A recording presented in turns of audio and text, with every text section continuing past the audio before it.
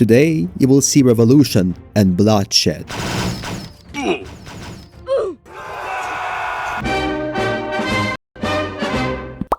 You will see a hardcore start as rare species, hunt for terrifying creatures, a story of poverty and despair, of self-discovery and hope.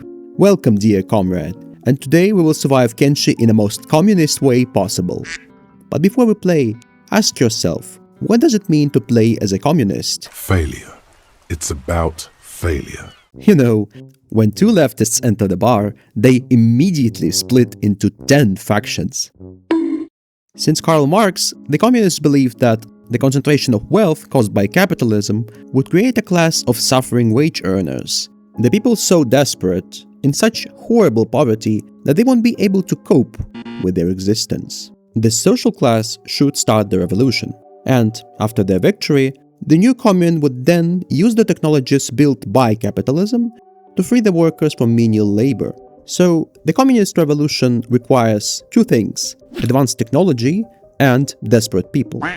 Kenshi already has technology. There was an advanced civilization in this world. So, the communists of Kenshi would just need to explore and use the wonders of the old empire. Now, the most important question of all: who are the most desperate, completely powerless, and dominated social class in all of Kenshi? The Hiver Worker drones, of course. Everyone bullies them. Everyone enslaves them. In their hives, the worker drones are dominated by the soldiers and princes. And outside the hive, even the lowest, weakest human being uses hivers as slaves. So, the world of Kenshi has both the technological means to build the commune and also the whole desperate subspecies who are destined to start the revolution and to build the new, equal world. Witness the history of the revolution. So once upon a time, a little worker bug was born in the southern Hiver village. As he grew up, the little one developed features that the princess considered defective for a worker. His head was too large and he was quite tall, meaning it was completely unpractical to use him for mining. One day, the princess decided that the little bug outlived his usefulness. Like all workers in the hive, he had no name, so for a long time he was only known as the exile. The only choice he had was to run, and the only way to survive here was through exploiting the attack animation the stupidity of the soldiers of the southern hive. By the sheer luck, the exile did not run into big things, and ended up in Morn, where the locals killed his oppressors.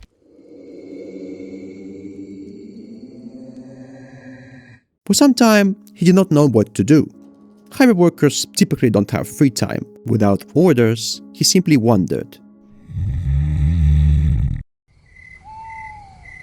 But soon, the hunger, the god of civilization, stepped in. So the exile had to start talking to people, to buy food, and to learn. The exile managed to survive by mining rocks.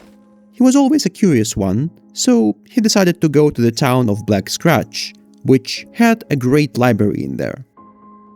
The only way for a frail hiver to stay alive was to learn to move undetected.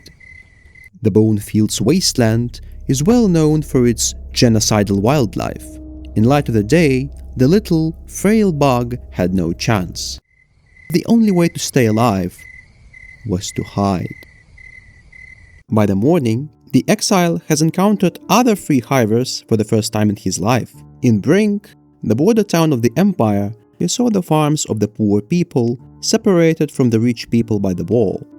He saw the sadness and desperation in the eyes of the farmers. He didn't see a single happy worker. When he finally arrived at the Black Scratch, the exile met the owner of the library. A friendly skeleton by the name of Wang looked really tired and melancholic, but he was open-minded, and he agreed to show the exile his books. For some time, the exile mined rocks to stay alive, and he visited the library in his spare time. He learned more and more, but during the long walks from the library to his bed, the exile still could not figure out who he is or what he should do in life. There was only one thing that he was sure about. He wanted to explore. So one day, his skeleton friend sold him the map that said, "Hey, there is a laboratory out in the burning forest." So the exile prepared for the expedition. He drifted to Flat's Lagoon and bought a backpack to carry loot and some tools to cut through logs. As always, the exile waited until the night and ventured forth under the cover of darkness. After his many walks in the night, the exile became quite stealthy, so he managed to get into the burning forest without any trouble at all. By morning, the monolithic walls of the ancient lab stood before his eyes.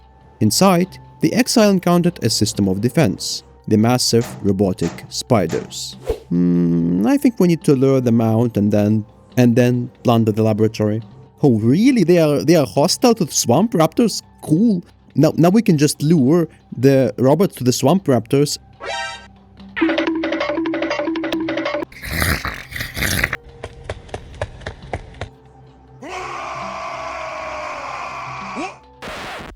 Thanks to the swamp raptors, the robots were defeated, and then the exile used his tools to break into the safes of the ancient laboratory.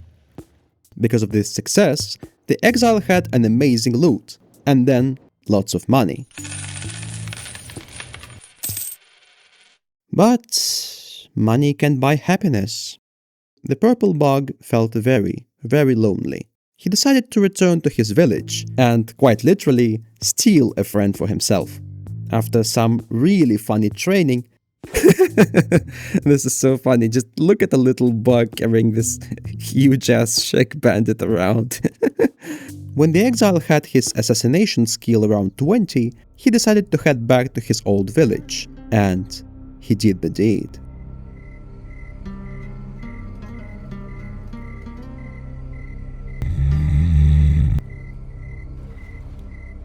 The exile's new friend called himself Flog because he was flogged many times by princes and soldiers back in the village. This is how oppressors wanted to ensure that Flog worked faster and stayed obedient.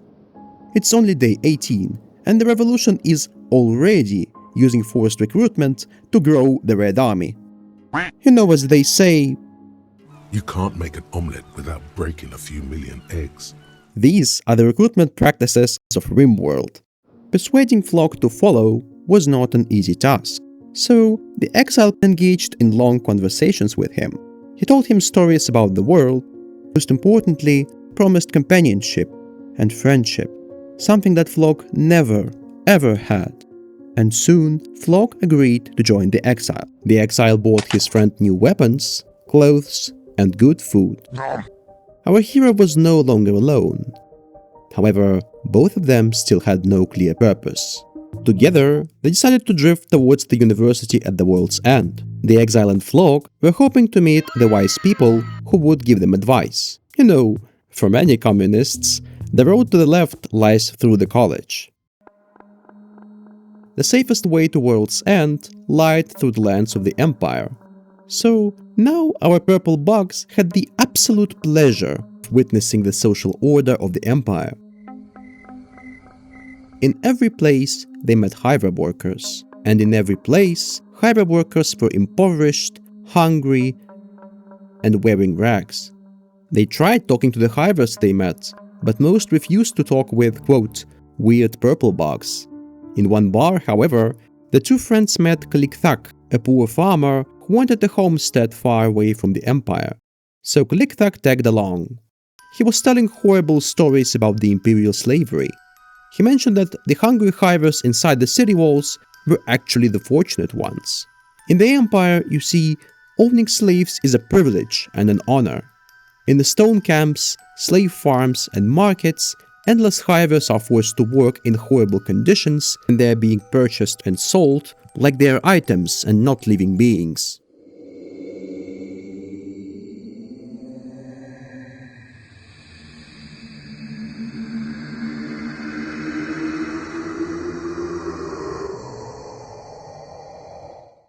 The exile, Flog, and Klikthak decided to leave the Empire without visiting any additional cities for curiosity.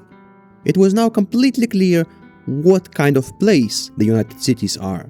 However, shopping in the great city of Heng was non-negotiable, as our friends needed to resupply, and here they, unexpectedly, met 3 hivers who were ready to come with them. I could go for a drink right now.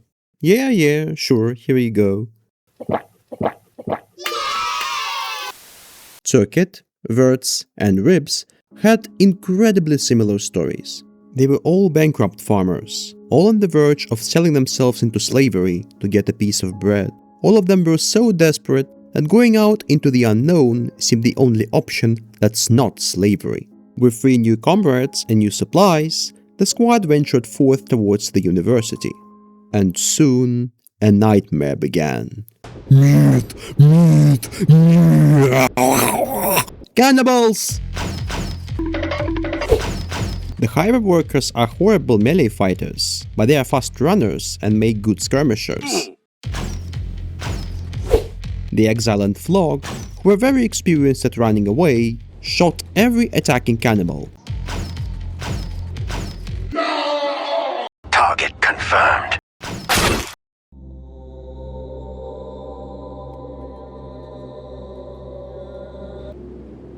The triumphant Bugs marched merrily along the northern coast. But then... Ambush! Bone dogs! Save Verts! Save Verts!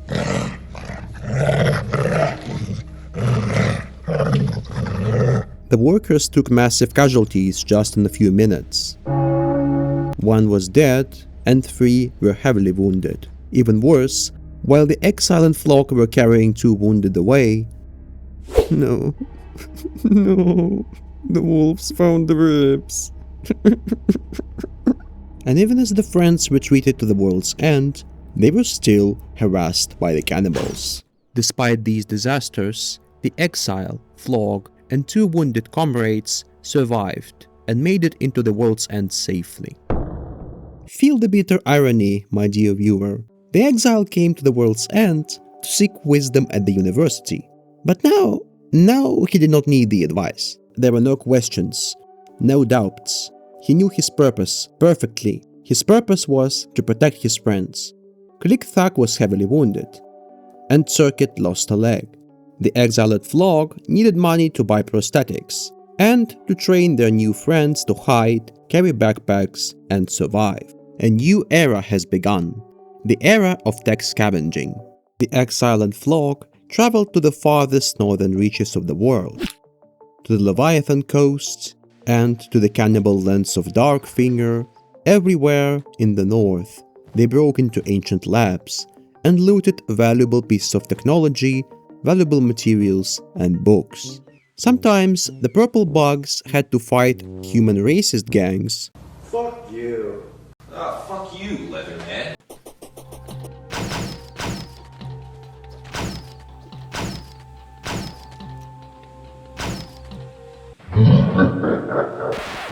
The exile and Flog decided not to sell all the books they found.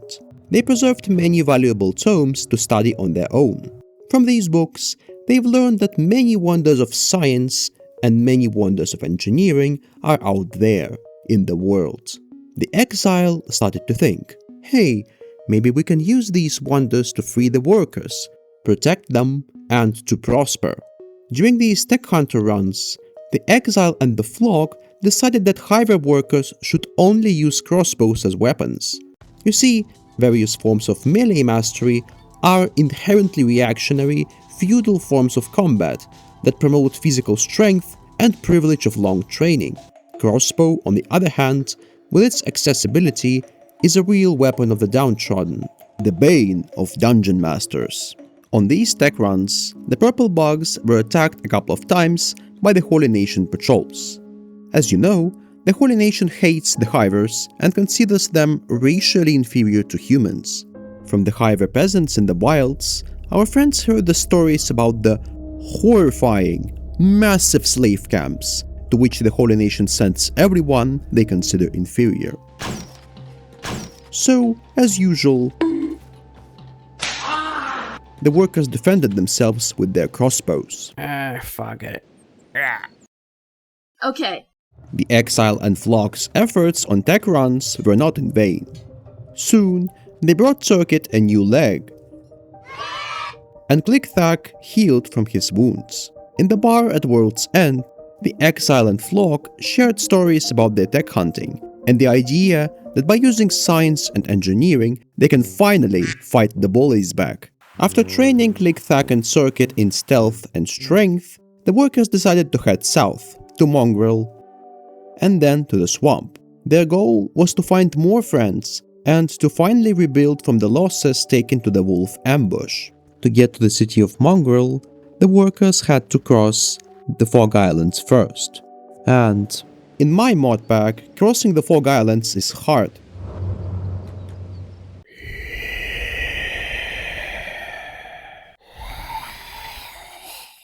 For us, stealth is always the key.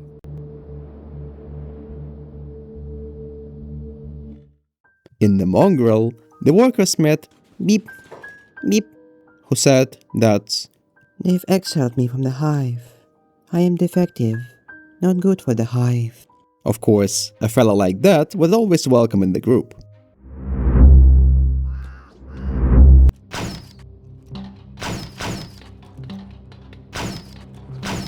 As the squad moved closer to the swamp, it was massively spending money on supplies. They managed to get by through selling items that they got on occasional hunts, but overall, the situation was dire. By the time Exile and his friends reached the border zone, it became clear that they won't have enough supplies to reach the capital of the swamp. So, to make money, our friends decided to do an emergency tech hunter run. Their new target was in the unforgiving wastelands of the Black Desert, but then the unexpected happens. It's Griffith! No, not the Exile! Buck, please leave. I need someone to heal him. Heal him. Bashed him. Now kill this fucking Griffith!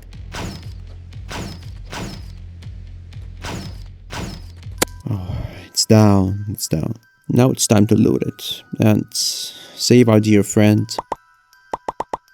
The beast ripped away the Exile's right leg, and he was in deep comatose state. The fangs of the Grief Wraith allowed the group to gain enough money to cancel the tech hunt, and instead to sit at the bar and wait until the Exile wakes up. Instruments of fate, you have done well. Know that I'm watching you from the universe unknown. Free your people, for only in equality can the planes be in balance. Live and keep seeking the truth. Kellerant the Exile, Prophets of the Commune, Savior of the Workers. A long time passed before Kellerant woke up. His loyal friends brought him a prosthetic leg, so he could move already. His friends were at the table. Kellerant spoke, and spoke a lot, of his name, of his revelation. Needless to say that his friends were skeptical at first, but the Exile said it all makes sense. The ancient books said that Hivers were originally created by the Ancients, as species for production, and as people of strict biological hierarchy. There is no way, Kellerant said, that we should be able to seek freedom and equality as we do. And yet, many Hiver workers are Ronin, and seeking their fortunes in the world of Kenshi. This means, Kellerant said, that there is a deity rooting for our equality and freedom. So clearly, Kellerant believed in his revelation. Soon, the other Hivers followed. Some out of genuine belief, but most because Kellerant was a kind and attentive leader who personally helped and cared about the bug folk. And now, the free workers had their leader. The coming days and weeks strengthened the authority Kellerand had over the group. He successfully led his people on an expedition into the Black Desert. This expedition made lots of money and allowed the workers to purchase better gear.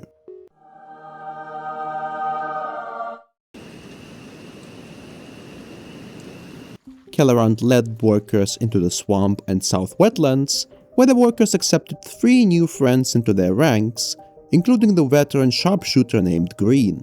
Kellerand's greatest fear, however, was losing his new friends in some stupid skirmish, so typically he left his new friends behind in the bar until they are ready, while he was on tech hunts with experienced hivers. Relax. Enjoy death. The bands of the swamp region were no match for the free workers with their crossbows.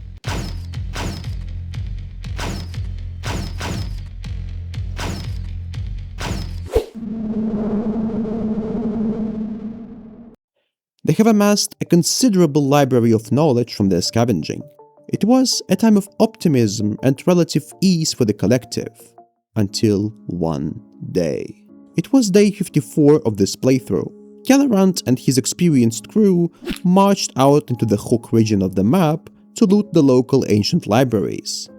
And, all of a sudden, some random samurai attacked us. The friends had no idea why it was happening. They started to retreat and... What? Is it... It's... For fuck's sake, it's that stupid bastard noble hunter. I click Thax bleeding. No, fuck. No, not this again. No, not him, please. No. One of the most experienced members of the Free Workers movement, the Click Thack, was killed out in the wilds by the imperial aristocrat hunter who liked walking around the desert and shooting at random people with his crossbow because he's so cool and thought it was funny. Just imagine how mentally ill someone must be to kill a random person on the road, just for fun. The workers felt rage on levels they never experienced before. Kellerand rushed back to the bar where the new recruits were resting. He took everyone out, and by that time, every hiver in the movement was armed with a crossbow. And then the band of armed hivers moved to the closest imperial slaver camp. It was a small slave farm outpost guarded by the mercenaries. The hivers, full of rage, wanted to kill as many slavers as possible. The plan was to lure out small groups with sharpshooting, and then kill them in an ambush. Rah! Shoot to kill. Slave hunters! They've got reinforcements!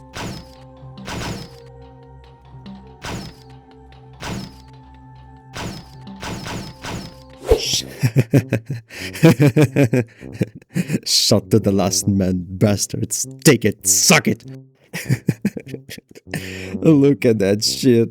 The manhunter squad patched up some slave hunters and then sold them into slavery. That's Empire in a nutshell for you guys. The kill count was growing, but there were so many of these mercenaries that the workers ran out of ammo. And without ammo, there was no victory. So Kellerand started to retreat. Since the workers attacked an imperial slaver facility, there was no turning back. They were now open rebels, and the settlements of the swamp were among the very few places to hide. But to hide in the swamp, you first have to survive its murderous wildlife. Fuck, not the blood spiders, please! Oh my god. Now we need to replace Flog's leg.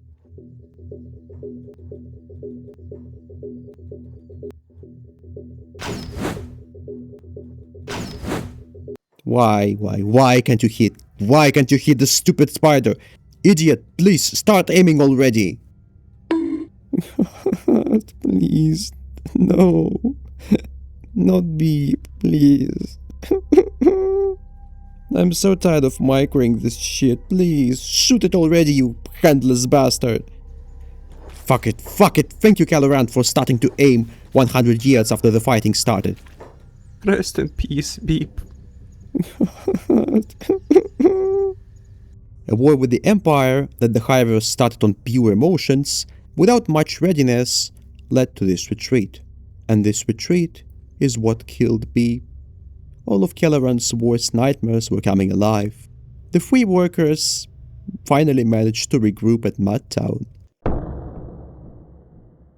And this is where the exile announced a change in the strategy. The workers needed extensive training and facilities of their own to prepare for war. So the workers purchased the dome at the Mudtown to use as their base. Almost every free worker stayed behind, while Kellerand and Circuit decided to travel to Morn, the place where it all began. You see, Kellerand saw no options remaining for recruiting volunteers. So he decided to do the same thing that he did to Flog back in the early days of his campaign.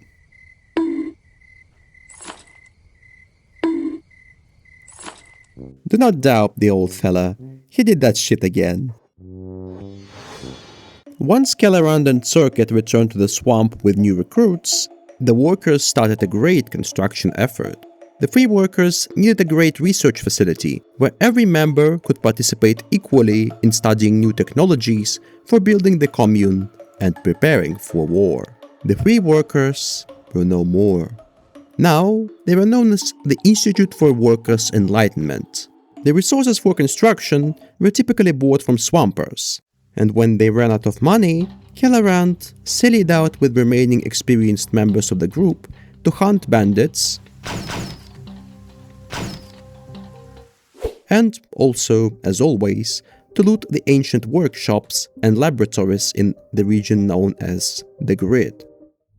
Ooh, that's a lot of big things.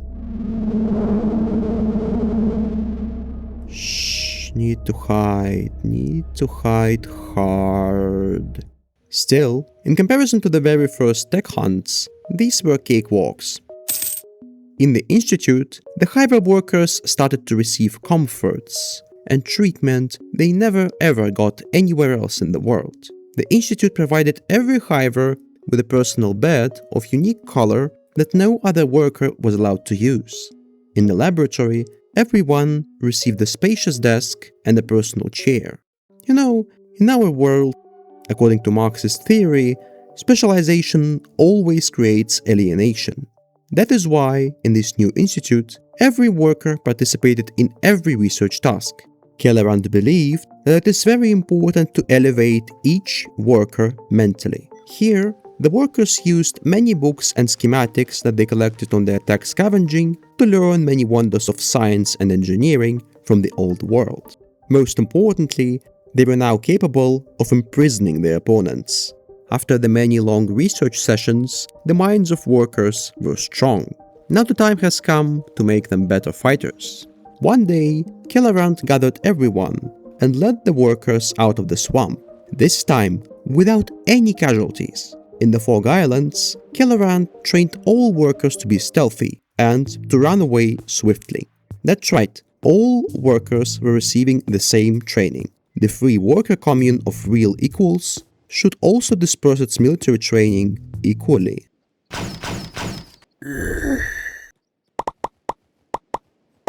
Then the workers prepared massive backpacks filled with iron, and they found themselves some useful bandit volunteers and started to train the strength of every bug involved. You know, it's actually pretty easy with ranged build. 20 to 25 strength is enough. The Institute also bought a ruined shack from the thief ninjas, repaired it, and turned it into a small prison.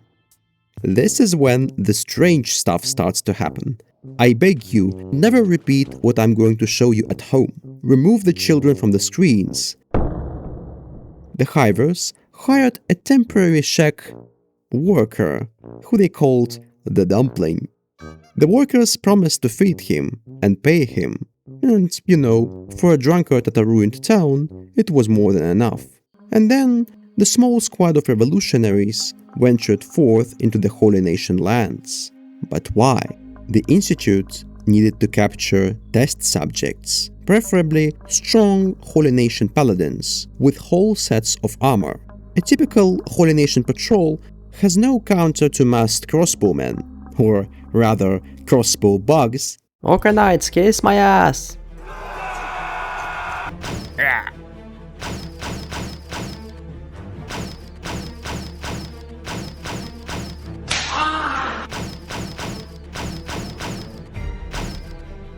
So hunting down the paladins was not a big deal.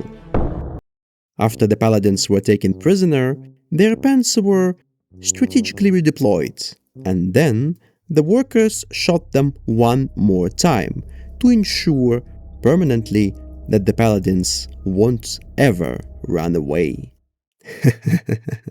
I'll explain everything, don't worry. When the Hivers had enough paladins in their cages, they also brought an additional set of armor for the good old dumpling. And then the great training started. Each Hiver was equipped with a training crossbow. Those were mostly stolen from the swamp ninjas.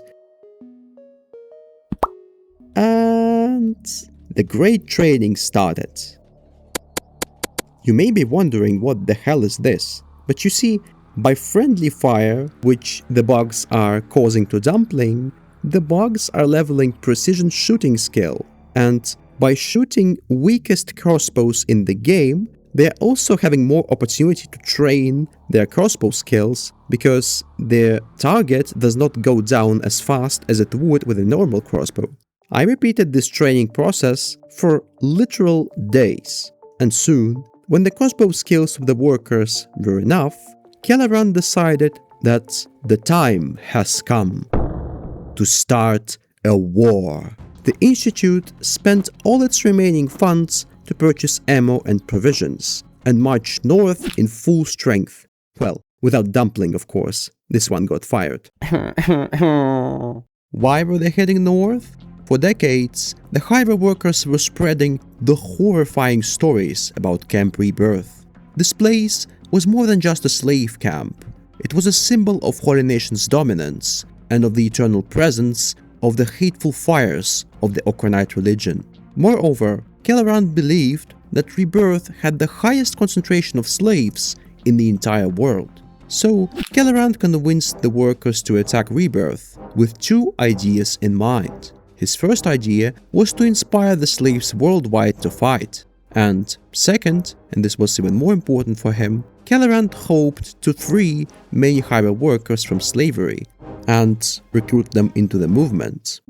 Along the way, the workers of the Institute visited the Flotsam ninjas. Kelleran and the Maul, the leader of the ninjas, agreed to a military alliance against the Holy Nation. Finally, on the day 101 of my playthrough, the Institute started the offensive on Rebirth.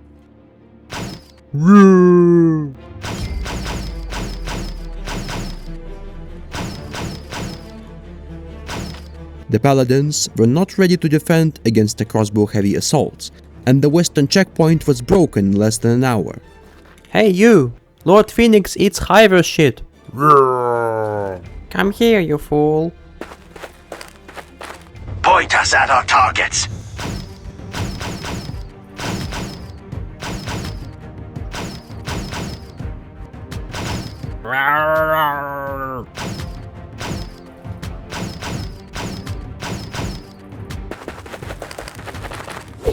Here it is, the Rebirth.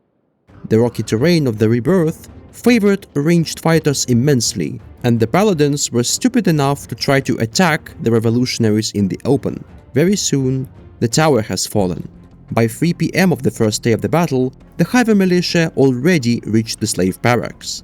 Kelleran positioned almost everyone on the top of the slope, and sent Zan to harass the Paladins and goad them into counterattack.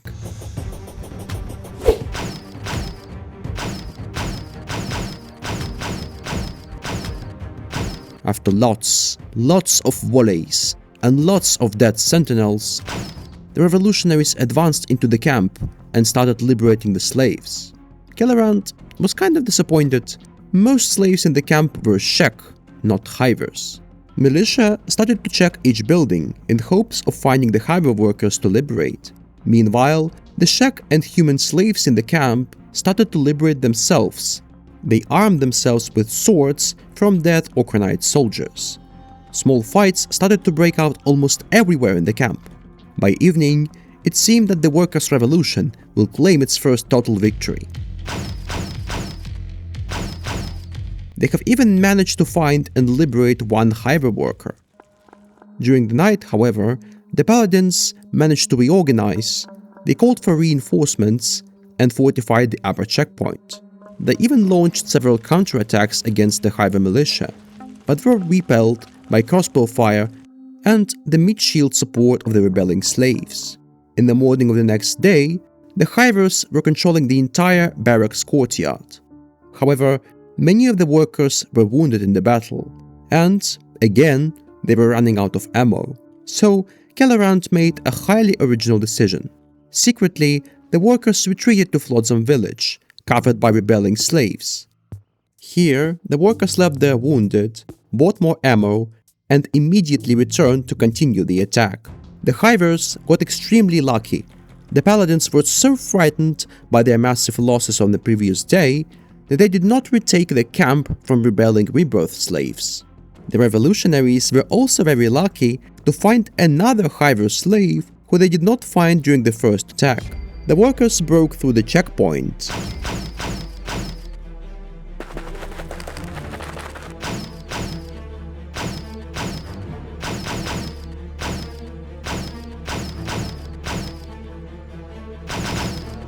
And then, instead of attacking through the narrow wooden bridge, they flanked the Holy Nation headquarters and established crossbow control over the only road that led to the headquarters.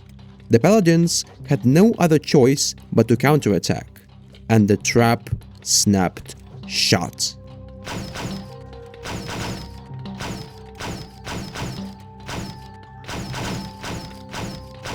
Inquisitor! Here is the Inquisitor! We down him, and the battle is ours!